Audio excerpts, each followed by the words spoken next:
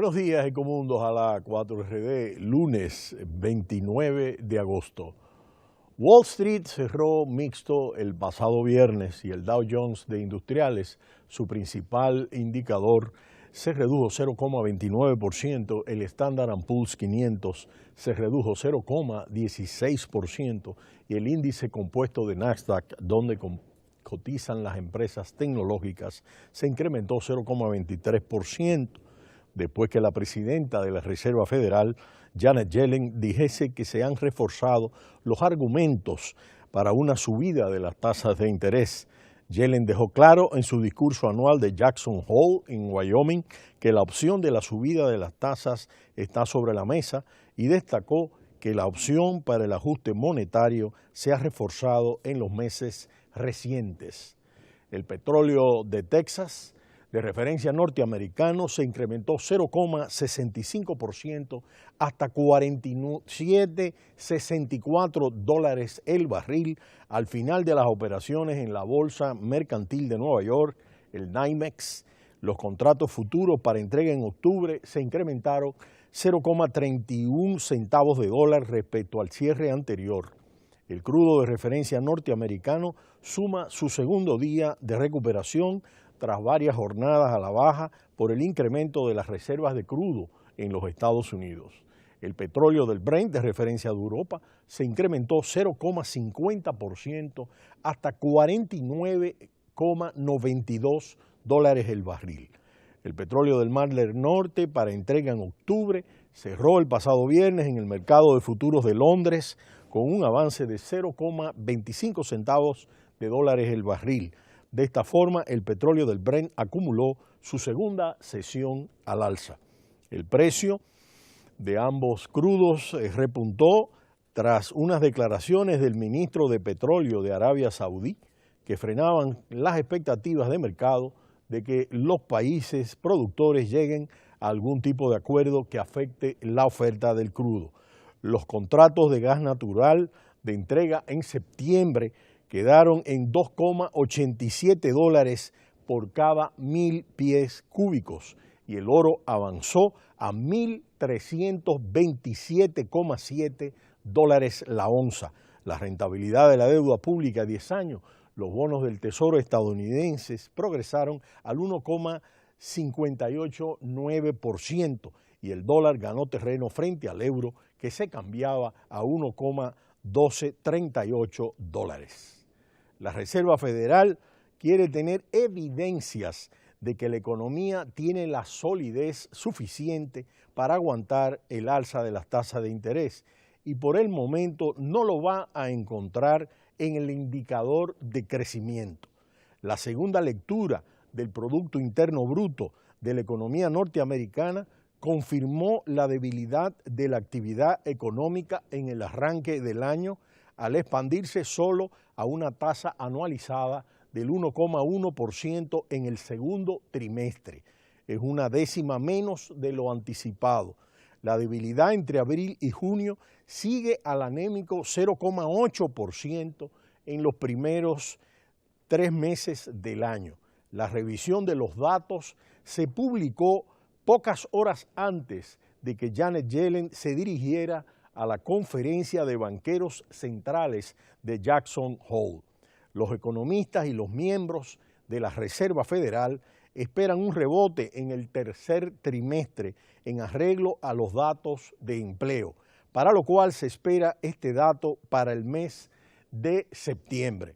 El indicador del Producto Interno Bruto del segundo trimestre es relativamente viejo y no va a afectar en principio la estrategia monetaria. En lo que sí resulta fundamental es para explicar por qué la Reserva Federal dejó intacto el precio del dinero en las 2 últimas reuniones.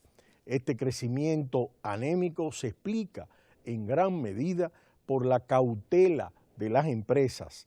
Los beneficios corporativos se disminuyeron 1,2% en el quinto trimestre consecutivo, en el quinto año consecutivo de los últimos 6 trimestres. Eso explica la contracción en la inversión empresarial, lo que limita a su vez el potencial de crecimiento.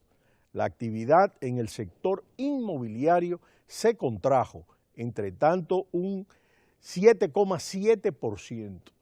El consumo privado, sin embargo, se comportó algo mejor de lo esperado.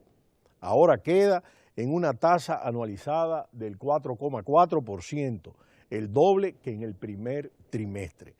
Del lado de la balanza comercial, las exportaciones se mantuvieron más o menos, mientras que las importaciones se revisaron al alza. En su discurso, Janet Yellen en Jackson Hole, ante los presentes, precisó que el argumento para un alza de tasas de interés se ha fortalecido en los meses recientes a la luz del continuado y sólido comportamiento del mercado laboral y nuestras perspectivas de actividad económica e inflación, añadió, alimentando así un posible ajuste monetario en su próxima reunión, un tono que de acuerdo a analistas terminó por resonar en los círculos financieros, donde las expectativas para una subida de 25 puntos básicos el próximo 21 de septiembre registraron cambios al alza, pero en ningún momento llegaron a descontar un consenso mayoritario que apoye dicho movimiento. Según el indicador FedWatch, que elabora la Bolsa Mercantil de Chicago, solo el 30% del mercado considera que el incremento llegará el próximo mes de septiembre, un 38% de acuerdo a Bloomberg. Para la reunión que culminará el 14 de diciembre, la próxima reunión del 14 de diciembre, las perspectivas que apoyan un alza superan a aquellos que consideran que la Reserva Federal no tocará las tasas de interés en lo que resta de este año. La reacción inicial a las palabras de Janet Yellen motivó una bajada momentánea en estas proyecciones, una subida del dólar y el incremento de las compras moderadas en el escenario de la bolsa. Al fin y al cabo, la máxima autoridad de la Reserva Federal mantuvo la calma al asegurar que el organismo tiene las herramientas necesarias para enfrentar la próxima recesión. Fueron las declaraciones del influyente vicegobernador Stanley Fischer, quien, de acuerdo a los analistas, desató el malestar de los operadores al sugerir que el próximo dato de empleo, correspondiente al mes de agosto, será clave para la decisión a tomar en septiembre, lo que motivó las compras en los principales indicadores norteamericanos. Y destacó, estamos razonablemente cerca de lo que se considera pleno empleo. En julio la tasa de paro fue del 4,9%. La tasa de inflación de este año es más alta que la del año 2015. Todavía no está en el 2%, pero es cada vez mayor. Sin embargo, esto no cambia las expectativas de analistas que siguen viendo un 30% de posibilidades para septiembre, un 55% para diciembre y un 85% de que haya por lo menos un alza este año 2016. Los analistas estiman que el dato de empleo de agosto rondará los 180,000 puestos de trabajo, un nivel que justificaría subir las tasas o mantenerlos intactos hasta diciembre.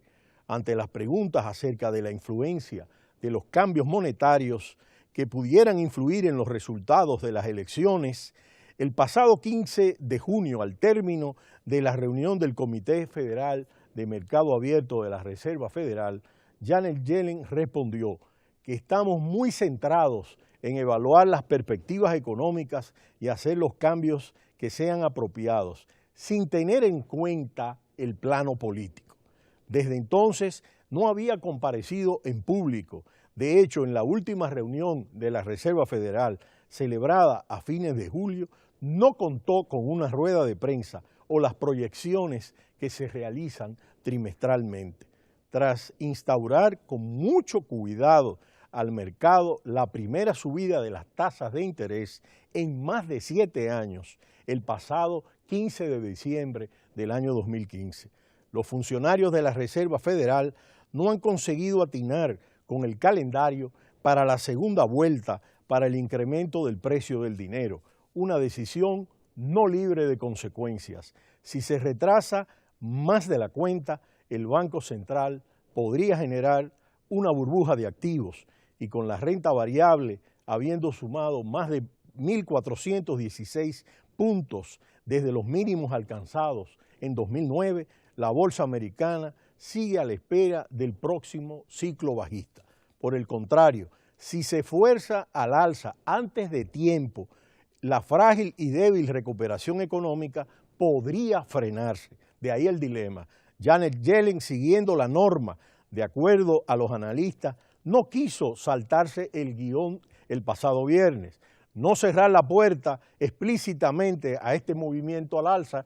Sin embargo, contrario a lo ocurrido en diciembre del 2015, su próxima decisión estará marcada por un factor añadido: las elecciones presidenciales a la Casa Blanca del próximo 8 de noviembre.